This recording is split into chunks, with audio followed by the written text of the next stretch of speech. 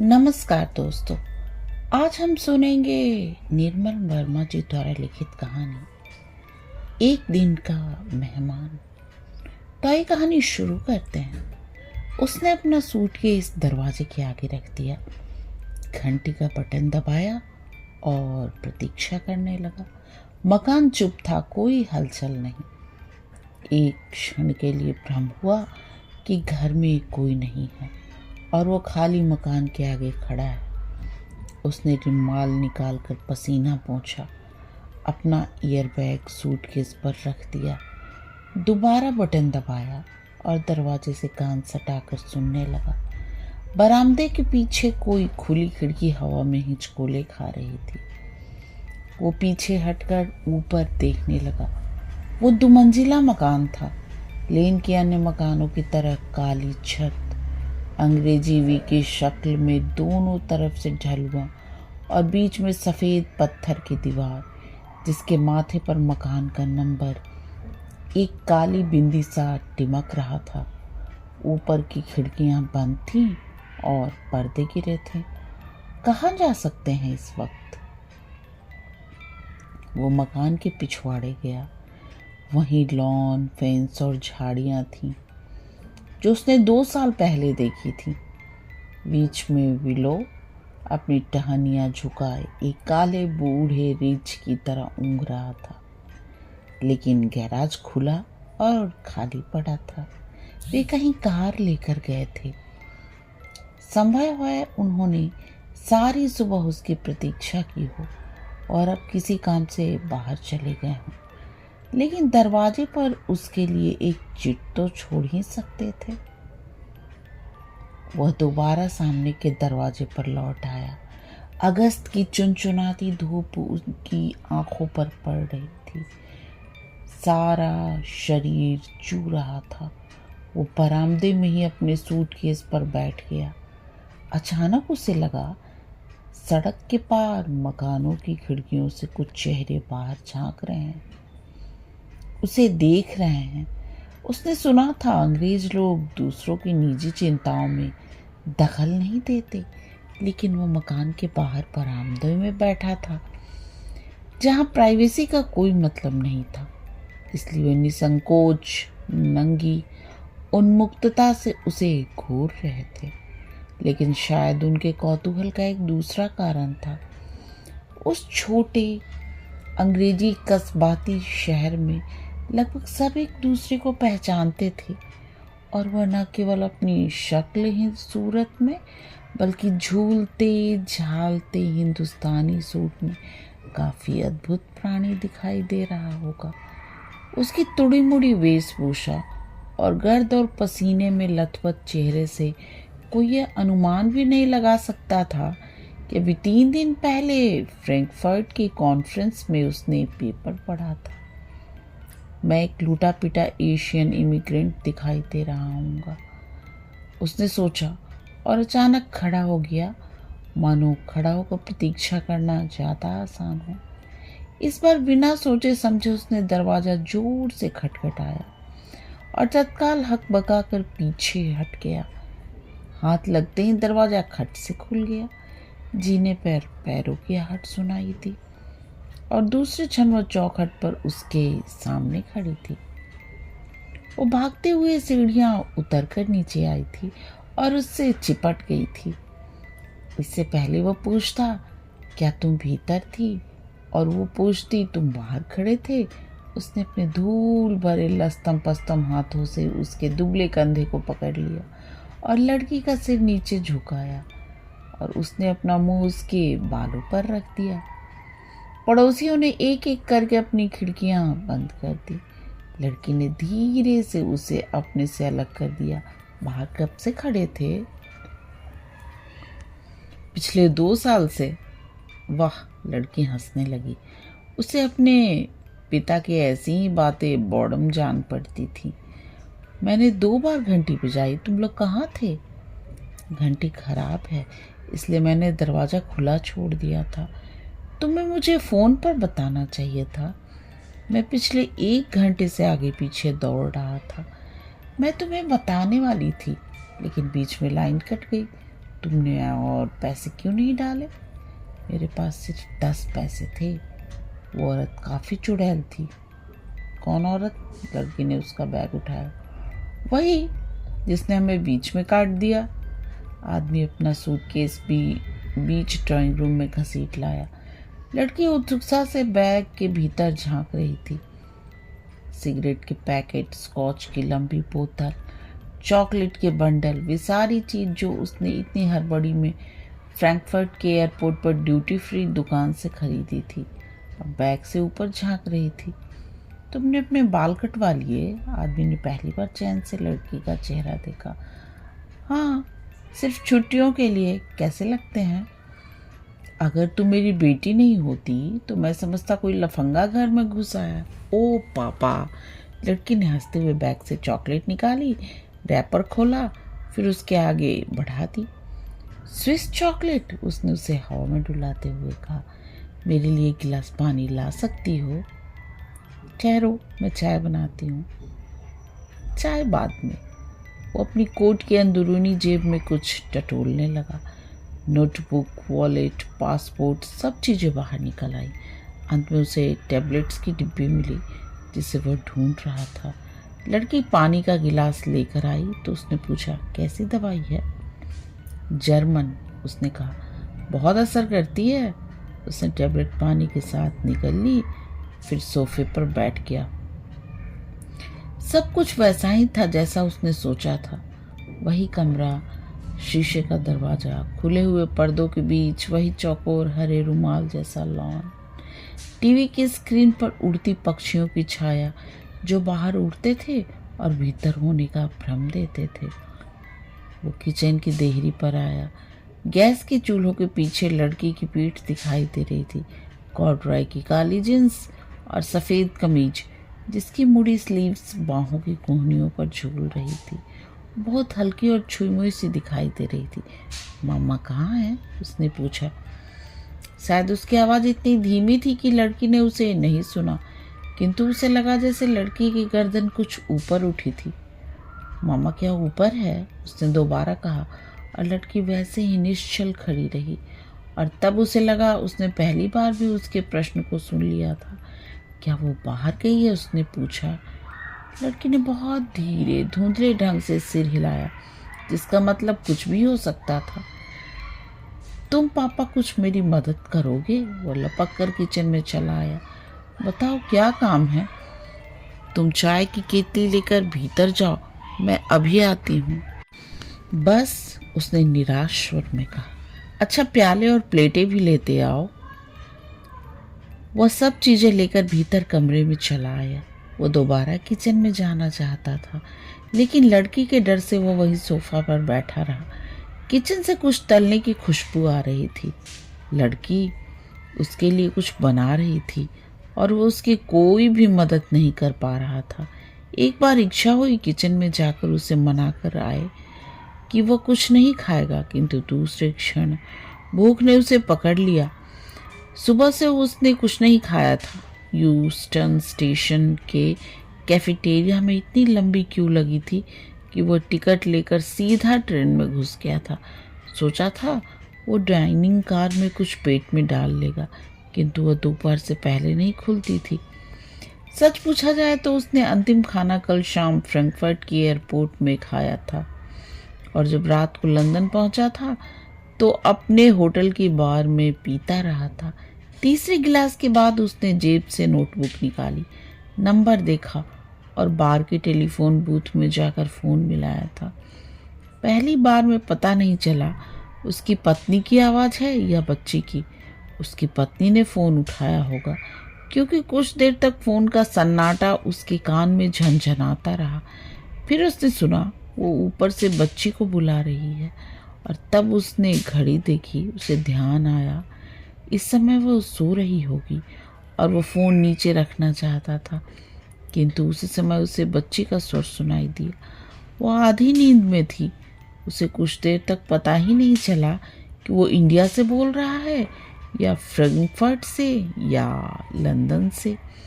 वो उसे अपनी स्थिति समझा ही रहा था कि 3 मिनट खत्म हो गए और उसके पास इतनी चेंज भी नहीं थी कि वह लाइन को कटने से बचा सके। तसल्ली सिर्फ इतनी थी कि वो नींद, घबराहट और नशे के बीच ये बताने में सफल हो गया था कि वह कल उनके पास पहुंच रहा है। कल यानी आज। वे अच्छे क्षण थे। बाहर इंग्लैंड की पीली और मुलायम धूप फैली थी। वो घर के भीतर था। उसके भीतर गरमाई की लहरें उठने लगी थी। हवाई अड्डे की भाग दौड़, होटलों की हील हुज्जत, ट्रेन टैक्सियों की हड़बड़ाहट, वो सबसे परे हो गया था। वो घर के भीतर था। उसका अपना घर न सही, फिर भी एक घर। कुर्सियाँ, पर्दे, सोफा, टीवी। वो अरसे से इन चीज़ों के लिए तरस रहा था और हर चीज़ के इतिहास को जानता था। हर 2-3 साल बाद जब वो आता था तो सोचता था बच्ची कितनी बड़ी हो गई होगी और पत्नी वो कितनी बदल गई होगी। लेकिन ये चीज़ें उस दिन से एक जगह ठहरी थी जिस दिन उसने घर छोड़ा था। वे उसके साथ जाती थी, उसके साथ लौट आती थी। पापा तुमने चाय नहीं डाली? वो किचन से 2 प्लेटें लेकर आई।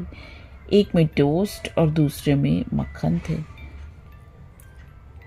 दूसरे में तले हुए सॉसेस भी। मैं तुम्हारा इंतजार कर रहा था। चाय डालो, नहीं तो बिल्कुल ठंडी हो जाएगी। वह उसके साथ सोफा पर बैठ गई। टीवी खोल दी। देखोगे? अभी नहीं, सुनो, तुम्हें मेरे स्टैम्प्स मिल गए थे?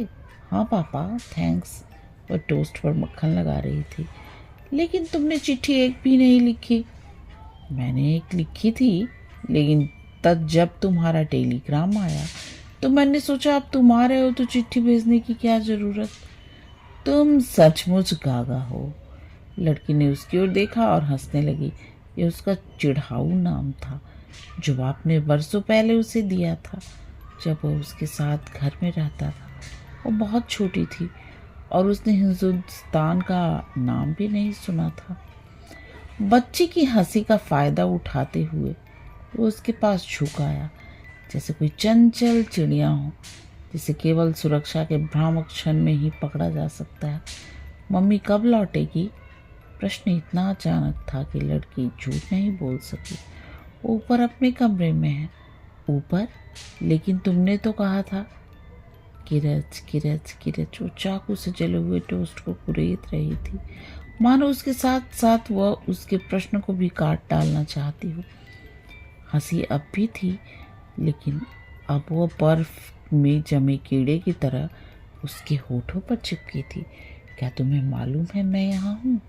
लड़की ने टोस्ट पर मक्खन लगाया, फिर जैम, फिर उसके आगे प्लेट रख दी। हाँ मालूम है, उसने कहा। क्या वो नीचे आकर हमारे साथ चाय नहीं पिएगी? लड़की दूसरी प्लेट पर सॉसेस लगाने लगी। फिर उसे कुछ याद आया। वो रसोई में गई और अपने साथ मस्टर्ड और केचप की बोतलें ले आई। मैं ऊपर जाकर पूछ आती हूँ।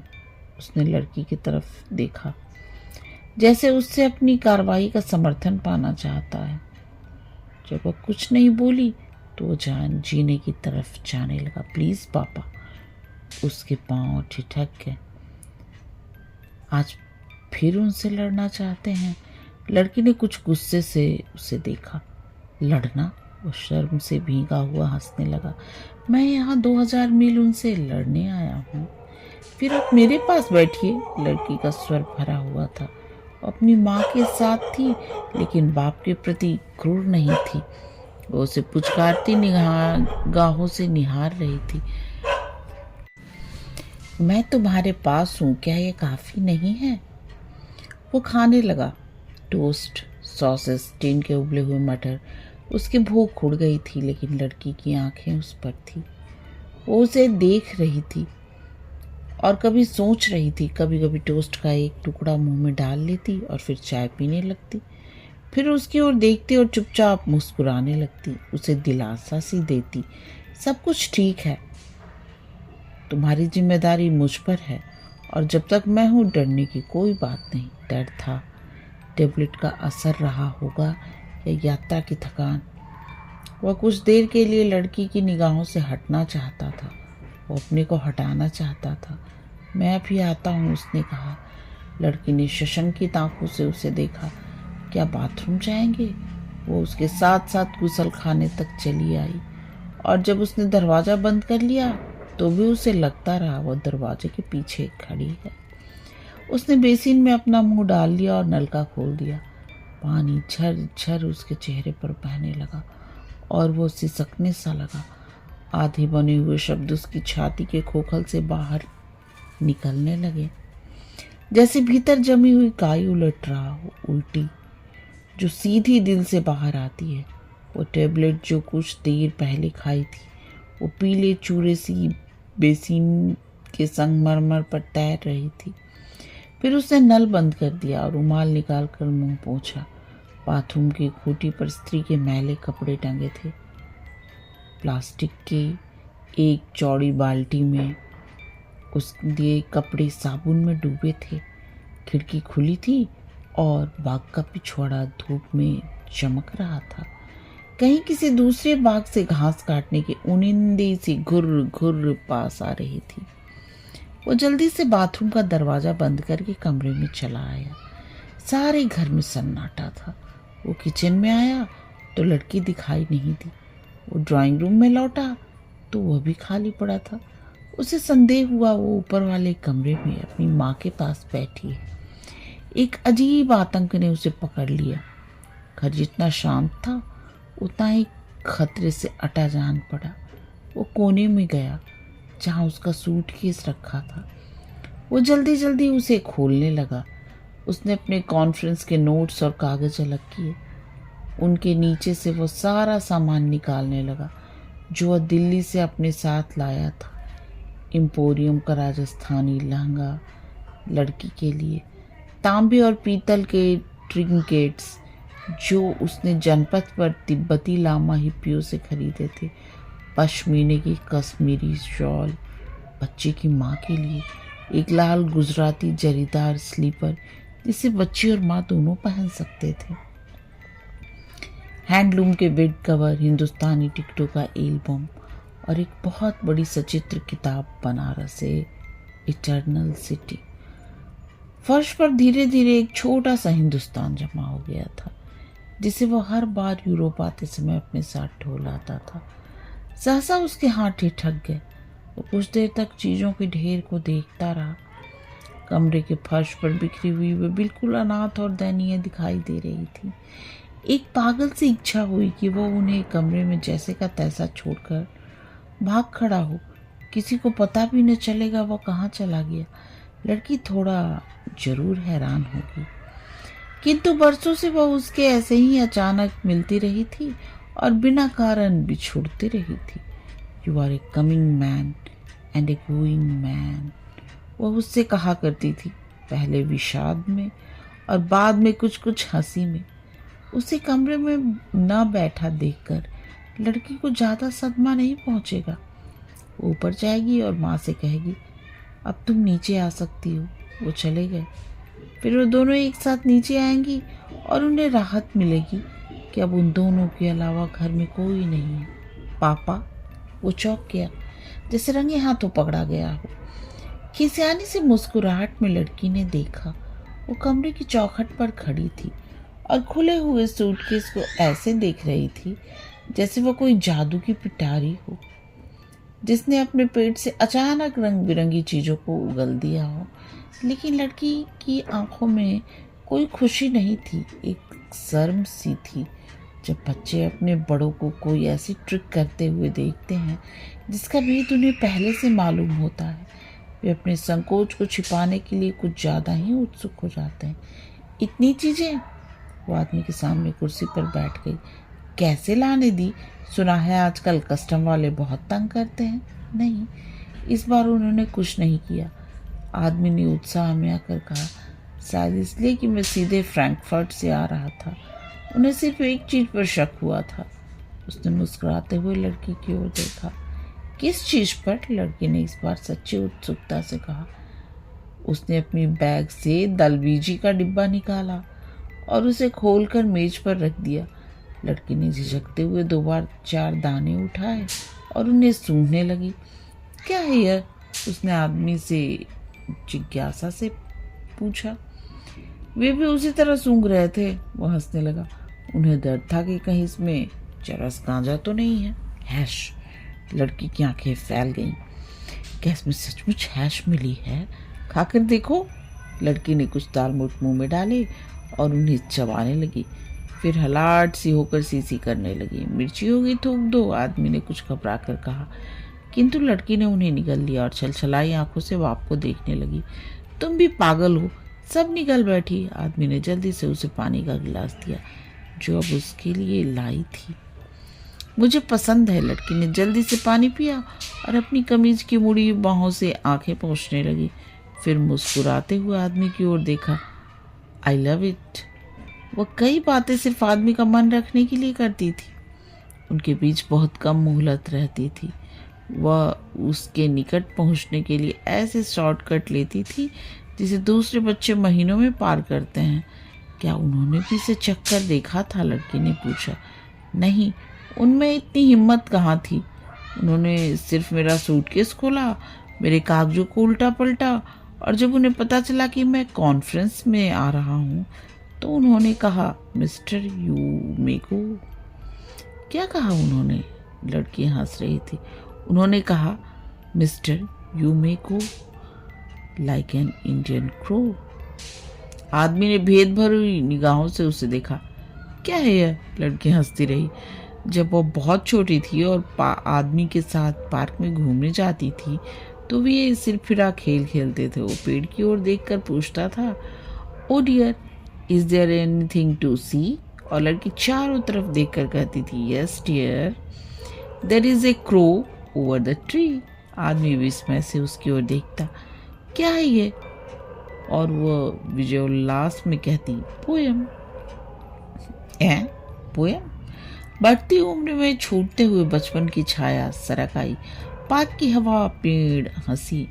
वो बाप की उंगली पकड़कर सहसा एक ऐसी जगह आ गई जिसे वो मुद्दत पहले छोड़ चुकी थी, जो कभी कभार रात को सोते हुए सपने में दिखाई दे जाती थी। मैं तुम्हारे लिए कुछ इंडियन सिक्के लाया था। तुमने पिछली बार कहा था ना। दिखाओ कहाँ है? लड़की ने कुछ जरूरत से ज्यादा ही ललकते हुए पूछा। आदमी ने सल में सितारों से जड़ी एक लाल थैली उठाई जिसे हिप्पी लोग अपने पासपोर्ट के लिए खरीदते थे। लड़की ने उसे उसके हाथ से छीन लिया और हवा में झुलाने लगी। भीतर रखी चवन्नियाँ ठन्नियाँ चहचहाने लगी। फिर उसने थैली का मुंह खोला और सारे पैसे को मेज पर बिखेर दिया। हिंदुस्तान में क्या सब लोगों के पास ऐसे सिक्के होते हैं? वो हंसने लगा। और क्या, सबके लिए अलग अलग बनेंगे, उसने कहा। लेकिन गरीब लोग। उसने आदमी को देखा। मैंने एक रात टीवी में उन्हें देखा था। वो सिक्के को भूल गई और कुछ असमंजस में फर्श पर बिखरी चीज़ों को देखने लगी। तब आदमी पहली बार लगा वो लड़की जो उसके सामने बैठी है कोई दूसरी है। पहचान का फ्रेम वही है जो उसने 2 साल पहले देखा था, लेकिन बीच की तस्वीर बदल गई है। किंतु वो बदली नहीं थी, वो सिर्फ कहीं और चली गई थी। वे माँ बाप जो अपने बच्चों के साथ हमेशा यहीं रहते, उन गोपनीय मंजिलों के बारे में कुछ नहीं जानते जो उनके अभाव की नींद पर ऊपर ही ऊपर बनती रहती है। लड़की अपने बचपन की बेसमेंट में जाकर ही पिता से मिल पाती थी, लेकिन कभी कभी उसे छोड़कर दूसरे कमरों में चली जाती थी जिसके बारे में आदमी को कुछ भी मालूम नहीं था। पापा, लड़की ने उसकी ओर देखा, क्या मैं इन चीज़ों को समेट कर रख दूं? क्यों, इतनी जल्दी क्या है? नहीं, जल्दी नहीं, लेकिन मामा आकर देखेगी तो। उसके स्वर में हल्की सी घबराहट थी, जैसे वह हवा में किसी अदृश्य खतरे को सूंघ रही हो। आएगी तो क्या? आदमी ने कुछ विस्मय से लड़की की ओर देखा। पापा, धीरे बोलो। लड़की ने ऊपर कमरे की तरफ देखा। ऊपर सन्नाटा था, जैसे घर की एक देह हो, 2 में बटी हुई, जिसका एक सुन्न और निस्पंद हिस्सा हो, दूसरे में वे दोनों बैठे हों।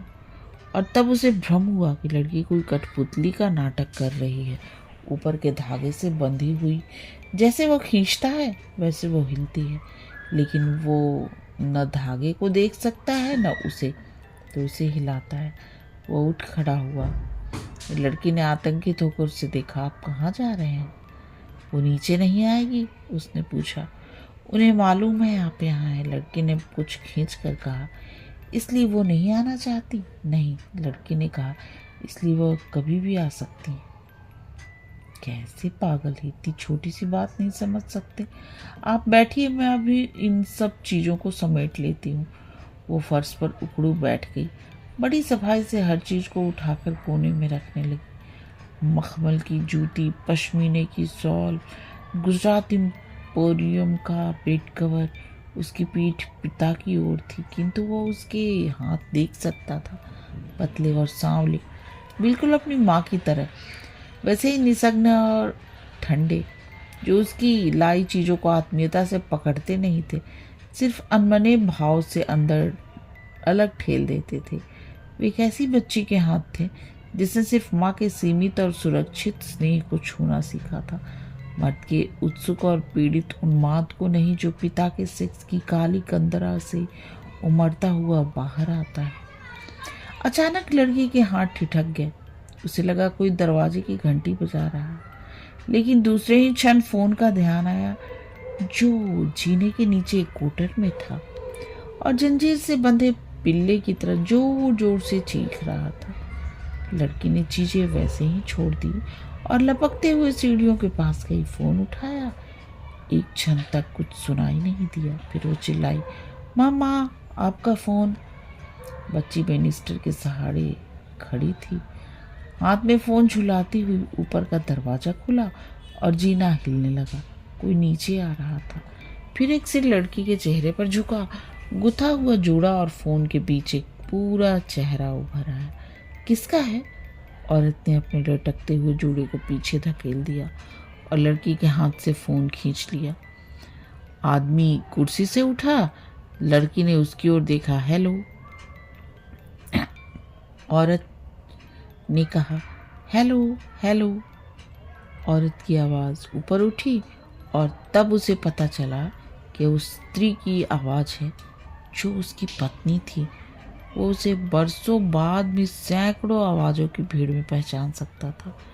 उसी पिच पर हल्के से कांपती हुई, हमेशा से सख्त, आहत, परेशान, उसकी देह की एकमात्र चीज जो देह से परे आदमी की आत्मा पर खून की खरोच खींच जाती थी।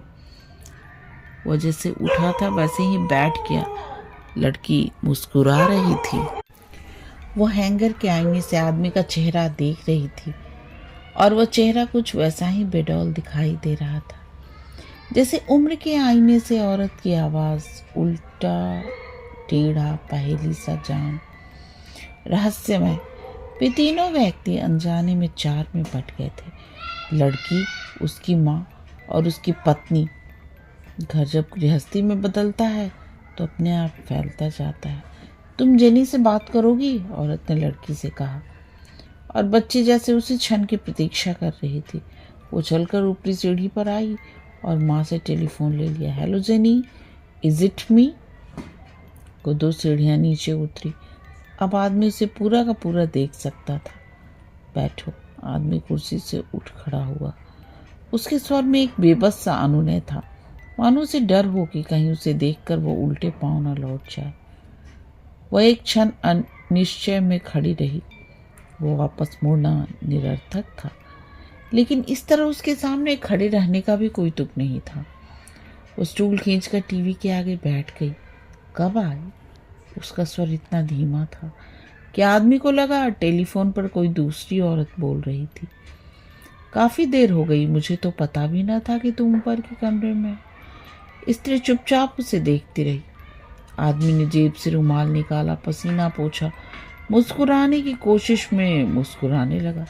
मैं बहुत देर तक बाहर खड़ा रहा। मुझे पता नहीं था घंटी खराब है। गैरेज खाली पड़ा था। मैंने सोचा तुम दोनों कहीं बाहर गए हो। तुम्हारी कार? उसे मालूम था, फिर भी उसने पूछा। सर्विसिंग के लिए गई है, स्त्री ने कहा। वो हमेशा से उसकी छोटी बेकार की बातों से नफरत करती आई थी, जबकि आदमी के लिए वे कुछ ऐसे तिनके थे जिन्हें पकड़कर डूबने से बचा जा सकता था, कम से कम कुछ देर के लिए ही। तुम्हें मेरा टेलीग्राम मिल गया था। मैं फ्रैंकफर्ट आया था, उसी टिकट पर यहाँ आ गया। कुछ पौंड ज़्यादा देने पड़े। मैंने तुम्हें वहाँ से फ़ोन भी किया, लेकिन तुम दोनों कहीं बाहर थे। कब? औरत ने हल्की जिज्ञासा से उसकी ओर देखा। हम दोनों घर में थे। घंटी बज रही थी, लेकिन किसी ने उठाया नहीं। हो सकता है ऑपरेटर मेरी अंग्रेजी नहीं समझ सकी और गलत नंबर दे दिया हो। लेकिन सुनो, हंसने लगा, एक अजीब बात हुई। हिथरो पर मुझे एक औरत मिली जो पीछे से बिल्कुल तुम्हारी तरह दिखाई दे रही थी। ये तो अच्छा हुआ मैंने उसे बुलाया नहीं। हिंदुस्तान के बाहर हिंदुस्तानी औरतें एक जैसी ही दिखाई देती हैं। वो आदमी बोला जा रहा था। वो उस आदमी की तरह था जो आंखों पर पट्टी बांध कर हवा में तनी हुई रस्सी पर चलता है। स्त्री कहीं बहुत नीचे थी, एक सपने में जिसे वो बहुत पहले कभी जानता था, किंतु अब उसे याद नहीं आ रहा था कि वह उसके सामने क्यों बैठा था। वो चुप हो गया। उसे ख्याल आया इतनी देर से वो सिर्फ अपनी आवाज़ सुन रहा है। उसके सामने बैठी स्त्री बिल्कुल चुप बैठी थी, उसकी ओर बहुत ठंडी और हताश निगाहों से देख रही थी। क्या बात है? आदमी ने कुछ भयभीत सा होकर पूछा। मैंने तुमसे मना किया था, तुम समझते क्यों नहीं? किसके लिए? तुमने किसके लिए मना किया था? मैं तुमसे कुछ नहीं चाहती। मेरे घर तुम ये सब क्यों लाते हो? क्या फ़ायदा है इनका? पहले क्षण वो नहीं समझा कौन सी चीज़ें। फिर उसकी निगाहें फर्श पर गई। शांति निकेतन का पर्स, लाल डिपो का एल्बम, तेलबीजी का डब्बा भी अब बिल्कुल लुटी पिटी दिखाई दे रही थी। जैसे वह कुर्सी पर बैठा हुआ था, वैसे वह फर्श पर बिखरी हुई। कौन सी ज़्यादा है? उसने खिसियाते हुए कहा। इन्हें न लाता तो आधा सूटकेस खाली पड़ा रहता। लेकिन मैं तुमसे कुछ नहीं चाहती। तुम क्या इतनी सी बात नहीं समझ सकते? स्त्री की आवाज़ कांपती हुई ऊपर उठी, जिसके पीछे न जाने कितनी लड़ाइयों के पीड़ा, कितने नरकों का पानी भरा था। जुबान टूटते ही उसके पास आने लगा, एक एक इंच आगे बढ़ता हुआ। उसने जेब से रुमाल निकाला और अपने लथपथ चेहरे को पोंछने लगा। क्या तुम्हें इतनी देर के लिए आना भी बुरा लगता है? हाँ। उसका चेहरा तन गया और अजीब हताशा में और ढीली पड़ गई। मैं तुम्हें देखना नहीं चाहती बस। क्या ये इतना आसान है? वो जिद्दी लड़के की तरह उसे देखने लगा, जो सवाल समझ लेने के बाद भी बहाना करता है कि उसे कुछ समझ में नहीं आया। वो को उसने धीरे से कहा, प्लीज़ मुझे माफ़ करो। औरत ने कहा, तुम चाहती क्या हो? Leave me alone. इससे ज़्यादा और कुछ नहीं चाहती। मैं बच्चे से मिलने नहीं आ सकता, इस घर में नहीं। तुम मुझसे कहीं बाहर मिल सकते हो। बाहर? आदमी ने हक पकाकर सिर उठाकर कहा। उस क्षण वो भूल गया कि बाहर सारी दुनिया फैली है। पार्क, सड़कें, होटल के कमरे, उसका अपना संसार। बच्ची कहाँ कहाँ उसके साथ घिसटेगी। वो फ़ोन पर हंस रही थी, कुछ कह रही थी। नहीं, आज मैं नहीं आ सकती, डैडी घर में है, अभी अभी आ रहे हैं। नहीं, मुझे मालूम नहीं, मैंने पूछा नहीं। क्या नहीं मालूम? शायद उसकी सहेली ने पूछा था वो कितने दिन रहेगा। सामने बैठी स्त्री भी शायद ये जानना चाहती थी कितना समय, कितनी घड़ियाँ, कितनी यातना अभी और उसके साथ भोगनी पड़ेंगी। शाम की आखिरी धूप भीतर आ रही थी। टीवी का स्क्रीन चमक रहा था, लेकिन वो खाली था और उसकी स्त्री की छाया बैठी थी। जैसी खबरें शुरू होने से पहले अनाउंसर की छवि दिखाई देती है, पहले कमज़ोर और धुंधली, फिर धीरे धीरे ब्राइट होती हुई। वो सांस रोक के प्रतीक्षा कर रहा था कि वो कुछ कहेगी। हालांकि उसे मालूम था पिछले वर्षों से सिर्फ एक न्यूज़ रील है जो हर बार मिलने पर एक पुरानी पीड़ा का टेप खोलने लगती है, जिसका संबंध किसी दूसरी जिंदगी से है। चीज़ें और आदमी कितनी अलग हैं। बरसों बाद भी घर, किताबें, कमरे वैसे ही रहते हैं जैसा तुम छोड़ गए थे, लेकिन लोग वो उसी दिन से मरने लगते हैं जिस दिन से अलग हो जाते हैं। मरते नहीं, एक दूसरे की जिंदगी जीने लगते हैं, जो धीरे धीरे उस जिंदगी का गला घोट देती है जो तुमने साथ गुजारी थी। मैं सिर्फ बच्ची से नहीं, वो हकलाने लगा, मैं तुमसे भी मिलने आया था। मुझसे? औरत के चेहरे पर हंसी, हिकारत, हैरानी एक साथ उमड़ आई। तुम्हारी झूठ की आदत अभी तक नहीं गई। तुमसे झूठ बोलकर अब मुझे क्या मिलेगा मालूम नहीं। तुम्हें क्या मिलेगा, मुझे तो मिला है, उसे मैं भोग रही हूँ। उसने ठहरी ठंडी निगाह से बाहर देखा। मुझे अगर तुम्हारे बारे में पहले से कुछ मालूम होता तो मैं कुछ कर सकती थी। क्या कर सकती थी? एक ठंडी सी झुरझुरी ने आदमी को पकड़ लिया। कुछ भी, मैं तुम्हारी तरह अकेली नहीं रह सकती, लेकिन अब इस उम्र में अब कोई मुझे देखता भी नहीं। रुको, उसने हाथ पकड़ लिया। मेरा नाम मत लो। वो सब खत्म हो गया। वो रो रही थी, बिल्कुल निस्संग, जिसका गुजरे हुए आदमी और आने वाली उम्मीद दोनों से कोई सरोकार नहीं था। आंसू जो एक कारण से नहीं, पूरा पत्थर हट जाने से आते हैं। एक ढलुआ जिंदगी पर नाली की तरफ बहते हुए औरत बार बार उन्हें अपने हाथ से झटक देती थी। बच्ची कब से फोन के पास चुप बैठी थी। वो जीने की निचली सीढ़ी पर बैठी थी और सूखी आंखों से रोती माँ को देख रही थी। उसके सब प्रयास निष्फल हो गए थे, किंतु उसके चेहरे पर निराशा नहीं थी। हर परिवार के सामने दो स्वप्न होते हैं जो एक अनवरत पहिए में घूमते हैं। वो उसमें हाथ नहीं डालती थी। इतनी कम उम्र में वह इतना बड़ा सत्य जान गई थी। मनुष्य के मन और बाहर की सृष्टि में एक अद्भुत समानता है। वे जब तक अपना पूरा चक्कर नहीं लगा लेते, उन्हें बीच में रोकना बेईमानी है। वो बिना आदमी को देखे माँ के पास गई। कुछ कहा जो उसके लिए नहीं था। औरत ने उसे अपने पास बिठा लिया, बिल्कुल अपने से सटाकर। काउच पर बैठी वे दोनों दो बहनों से लग रही थी। वे उसे भूल गई थी। कुछ देर पहले जो ज्वार उठा था उसमें घर डूब गया था, लेकिन अब पानी वापस लौट गया और अब आदमी वहां था जहां उसे होना चाहिए था, किनारे पर। उसे वह ईश्वर का वरदान जैसा जान पड़ा। वो दोनों के बीच बैठा है, अदृश्य। परसों से उसकी यह साध रही थी कि वो माँ और बेटी के बीच अदृश्य बैठा रहे। सिर्फ ईश्वर ही उसकी दया में अदृश्य होता है, यह उसे मालूम था। किंतु जो आदमी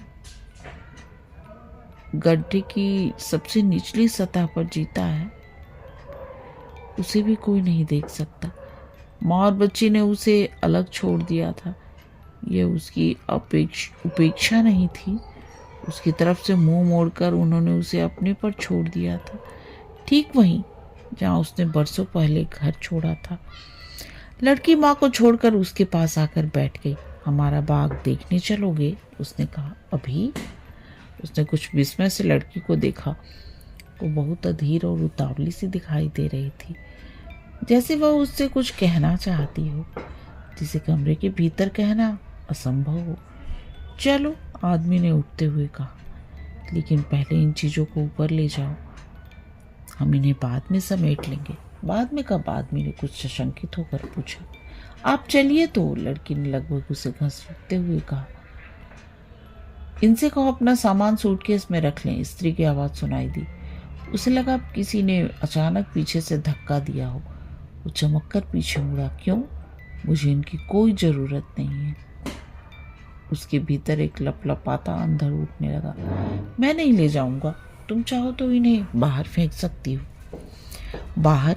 स्त्री की आवाज़ थरथरा रही थी। मैं इनके साथ तुम्हें भी बाहर फेंक सकती हूँ। रोने के बाद उसकी आंखें चमक रही थी। गालों का गीलापन सूखे कांच सा जम गया था, जो पोछे हुए नहीं, सूखे हुए आंसुओं से उभर कर आता है। क्या हम बाग देखने नहीं चलेंगे? बच्ची ने उसका हाथ खींचा और वो उसके साथ चलने लगा। वो कुछ भी नहीं देख रहा था। घास, क्यारियां और पेड़ एक गूंगी फिल्म की तरह चल रहे थे। सिर्फ उसकी पत्नी की आवाज़ एक भूतैली कमेंट्री की तरह गूंज रही थी। बाहर बाहर। आप मम्मी के साथ बहस क्यों करते हैं? लड़की ने कहा। मैंने बहस कहाँ की? उसने बच्ची को देखा, जैसे वह भी उसकी दुश्मन हो। आप करते हैं? लड़की का स्वर अजीब सा हठीला हुआ आया था। वो अंग्रेजी में यूँ कहती थी, जिसका मतलब प्यार में तुम होता था और नाराजगी में आप। अंग्रेजी सर्वनाम की यह संदिग्धता बाप बेटी के रिश्ते को हवा में टांगे रहती थी, कभी बहुत पास, कभी बहुत पराया। जिसका सही अंदाज उसे सिर्फ अंग्रेज लड़की की टोन से टटोलना पड़ता था। एक अजीब से भय ने आदमी को पकड़ लिया। वह एक ही समय में माँ और बच्चे दोनों को नहीं खोना चाहता था। बड़ा प्यारा बाग है, उसने फुसलाते हुए कहा। क्या माली आता है? नहीं, माली नहीं, लड़की ने उत्साह से कहा। मैं शाम को पानी देती हूँ और छुट्टी के दिन मम्मी घास काटती है। इधर आओ, मैं तुम्हें एक चीज़ दिखाती हूँ। उसके पीछे पीछे चलने लगा। लॉन बहुत छोटा था, हरा पीला मखमली। पीछे गैराज था और दोनों तरफ झाड़ियों की फेंस लगी थी। बीच में एक घना बूढ़ा विलो खड़ा था। लड़की पेड़ के पीछे छिप सी गई। फिर उसकी आवाज़ सुनाई दी, कहाँ हो तुम? वो चुपचाप दबे पाँव से पेड़ के पीछे चला आया और हैरान सा खड़ा रहा। विलो और फेंस के बीच काली लकड़ी का बाड़ा था, जिसके दरवाजे से एक खरगोश बाहर झांक रहा था। दूसरा खरगोश लड़की की गोद में था। वो उसे ऐसे सहला रही थी जैसे वो ऊन का गोला हो, जो कभी भी हाथ से छूटकर झाड़ियों में गुम हो जाएगा। ये हमने अभी पाले हैं, पहले 2 थे, अब 4। बाकी कहाँ हैं? बाड़े के भीतर। वे बहुत छोटे हैं। पहले उसका मन भी खरगोश को छूने के लिए हुआ, किंतु उसका हाथ अपने आप लड़की के सिर पर चला गया और वह धीरे धीरे उसके भूरे छोटे बालों से खेलने लगा। लड़की चुप खड़ी रही। खरगोश अपनी नाक सिकोड़ता हुआ उसकी ओर ताक रहा था। पापा, लड़की ने बिना सिर उठाए धीरे से कहा, क्या आपने डे रिटर्न का टिकट लिया है? नहीं नहीं। नहीं, क्यों? ऐसे ही, यहाँ वापसी का टिकट बहुत सस्ता मिल जाता है। क्या उसने यही पूछने के लिए उसे यहाँ बुलाया था? उसने धीरे से अपना हाथ लड़की के सिर से हटा लिया। अब रात को कहाँ रहेंगे? लड़की का स्वर बिल्कुल भावहीन था। अगर मैं यहीं रहूं तो? लड़की ने धीरे से खरगोश को बाड़े में रख दिया और खट से दरवाजा बंद कर दिया। मैं हंसी कर रहा था, उसने हंसकर कहा। मैं आखिरी ट्रेन से लौट जाऊंगा। लड़की ने मुड़कर उसकी ओर देखा। यहाँ 2-3 अच्छे होटल भी हैं, मैं भी फ़ोन करके पूछ लेती हूँ। बच्ची का स्वर बहुत कोमल हुआ आया। यह जानते ही कि वो रात को घर में नहीं ठहरेगा, वो माँ से हटकर आदमी के साथ हो गई। धीरे से उसका हाथ पकड़ा, उसे वैसे ही सहलाने लगी जैसे अभी कुछ देर पहले खरगोश को सहला रही थी, लेकिन आदमी का हाथ पसीने से तरबतर था। सुनो, मैं अगली छुट्टी में इंडिया आऊंगी, इस बार पक्का है। उसे कुछ आश्चर्य हुआ कि आदमी ने कुछ नहीं कहा, सिर्फ बाड़े में खरगोशों की खटर पटर सुनाई दे रही थी। पापा, तुम कुछ बोलते क्यों नहीं? तुम हर साल यही कहती हूँ, लेकिन इस बार मैं आऊंगी। Don't you believe me? भीतर चले, मम्मी हैरान हो रही होगी कि हम कहाँ रह गए। अगस्त का अंधेरा चुपचाप चला आया था। हवा में विलो की पत्तियां सरसरा रही थी। कमरों के पर्दे गिरा दिए गए थे, लेकिन रसोई का दरवाजा खुला था। लड़की भागते हुए भीतर गई और सिंक का नल खोलकर हाथ धोने लगी। वो उसके पीछे आकर खड़ा हो गया। सिंक के ऊपर आईने में उसने अपना चेहरा देखा। रूखी गर्द और बढ़ी हुई दाढ़ी और सुर्ख आंखों के बीच उसकी ओर हैरत में ताकता हुआ। नहीं, तुम्हारे लिए कोई उम्मीद नहीं। पापा, क्या तुम अब भी अपने आप से बोलते हो? लड़की ने पानी में भींगा अपना चेहरा उठाया। वो शीशे में उसे देख रही थी। हाँ, लेकिन अब मुझे कोई सुनता नहीं। उसने धीरे से बच्ची के कंधे पर हाथ रखा। क्या फ्रिज में सोडा होगा? तुम भीतर चलो, मैं अभी लाती हूँ। कमरे में कोई न था। उसकी चीजें बटोर दी गई थी। सूटकेस कोने में खड़ा था। चप्पे बाग में थे। उसकी पत्नी ने शायद उन सब चीज़ों को देखा होगा, उन्हें छुआ होगा। वो चाहे उससे जितनी भी नाराज़ क्यों ना हो, चीज़ों की बात अलग थी। वो उन्हें ऊपर नहीं ले गई थी, लेकिन दोबारा सूटकेस में डालने की हिम्मत नहीं की थी। उसने उन्हें अपने भागे पर छोड़ दिया था। कुछ देर बाद जब बच्ची सोडा और गिलास लेकर आई तो उसे सहसा पता नहीं चला कि वह कहाँ बैठा है। कमरे में अंधेरा था। पूरा अंधेरा नहीं, सिर्फ इतना जिसके कमरे में बैठा आदमी चीज़ों के बीच चीज जैसा दिखाई देता है। पापा, तुमने बत्ती नहीं जलाई? अभी जलाता हूँ। वो उठा और स्विच को ढूंढने लगा। बच्ची ने सोडा और गिलास मेज पर रख दिया और टेबल लैंप जला लिया। मम्मी कहाँ है? वो नहा रही है, अभी आती होगी। उसने अपने बैग से विस्की निकाली जो उसने फ्रैंकफर्ट के एयरपोर्ट पर खरीदी थी। गिलास में डालते हुए उसके हाथ ठिठक गए। तुम्हारी जिंजर एल कहाँ है? मैं अब असली बियर पीती हूँ। लड़की ने हंसकर उसकी ओर देखा। तुम्हें बर्फ चाहिए? नहीं, लेकिन तुम जा कहाँ रही हो? बाड़े में खाना डालने, नहीं तो वे एक दूसरे को मार खाएंगे। वो बाहर गई तो खुले दरवाजे से बाग का अंधेरा दिखाई दिया। तारों की पीली तलछट में झिलमिलाता हुआ हवा नहीं था। बाहर का सन्नाटा घर की अदृश्य आवाजों के भीतर से छन कर आता था। उसे लगा वो भीतर ऊपर अपने कमरे में बैठा है, जो कभी बरसों पहले होता था वो अब हो रहा है। वो शावर के नीचे गुनगुनाती रहती थी और जब वो बालों पर तौलिया साफे की तरह बांध कर बाहर निकलती थी तब पानी की बूंदें बाथरूम से लेकर उसके कमरे तक एक लकीर बनाती जाती थी। पता नहीं वो लकीर कहाँ बीच में सूख गई, कौन सी जगह के इस खास मोड़ पर वह चीज हाथ से छूट गई जिसे वो कभी दोबारा नहीं पकड़ सका। उसने कुछ और विस्की डाली, हालांकि गिलास अभी खाली नहीं हुआ था। उसे कुछ अजीब लगा कि पिछली रात भी यही घड़ी थी जब वो पी रहा था, लेकिन तब वो हवा में था। जब उसे एयर होस्टेस की आवाज़ सुनाई दी कि हम चैनल पार कर रहे हैं तो उसने हवाई जहाज की खिड़की से नीचे देखा। कुछ भी दिखाई नहीं देता था, न समुद्र न लाइट हाउस, सिर्फ अंधेरा, अंधेरे में बहता हुआ अंधेरा, फिर कुछ भी नहीं। और तब नीचे अंधेरे में झांकते हुए उसे ख्याल आया कि वो चैनल जो नीचे कहीं दिखाई नहीं देता था असल में कहीं भीतर है, उसकी एक जिंदगी से दूसरी जिंदगी तक फैला हुआ, जिसे वो हमेशा पार करता रहेगा, कभी इधर कभी उधर, कहीं का भी नहीं, न कहीं से आता हुआ न कहीं पहुंचता हुआ। बिंदु कहाँ है? उसने चौंक कर ऊपर देखा। वो वहाँ कब से खड़ी थी उसे पता नहीं चला था। बाहर बाग में उसने कहा खरगोशों को खाना दें।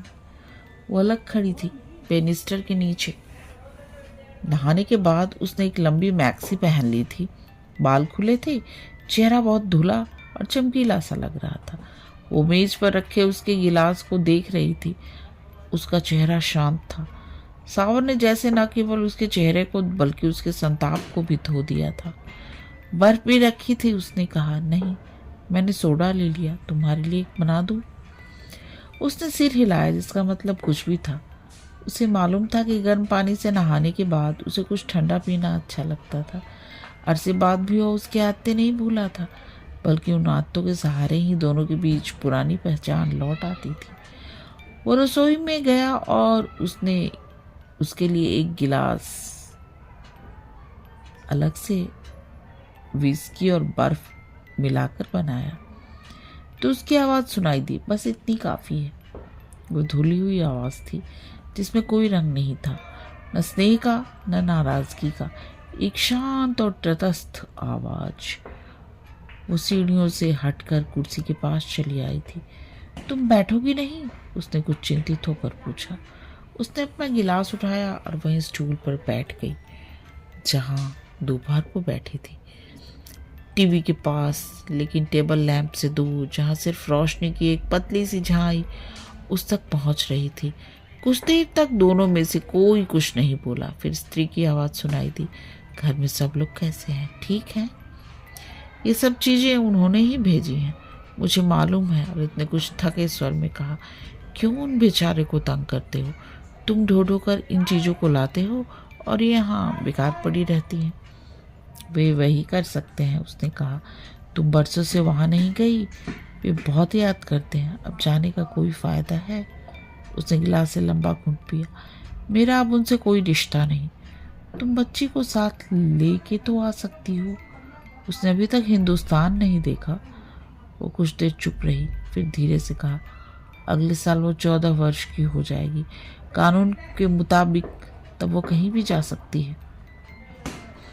मैं कानून की बात नहीं कर रहा, तुम्हारे बिना वह कहीं नहीं जाएगी। स्त्री ने गिलास की भीगी सतह से आदमी को देखा। मेरा बस चले तो उसे वहां कभी ना भेजो। क्यों? आदमी ने उसकी ओर देखा। वो धीरे से हंसी।